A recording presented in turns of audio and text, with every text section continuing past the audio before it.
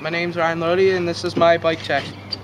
We got ODI extra long neck grips, ODI bar ends, Fit bars, 8.25 rise, 27.5 wide.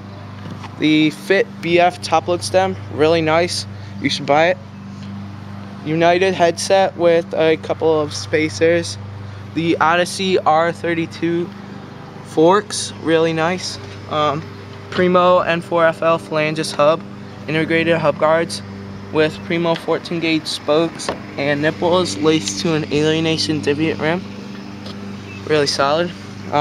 Demolition Momentum tire, 2.35. The Verde Vex frame, 2010.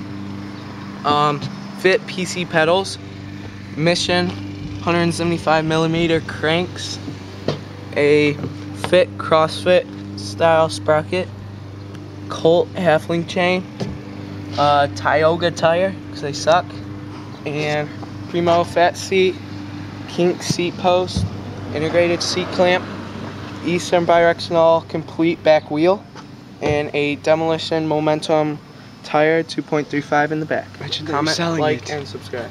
Mention that you're selling it. Oh.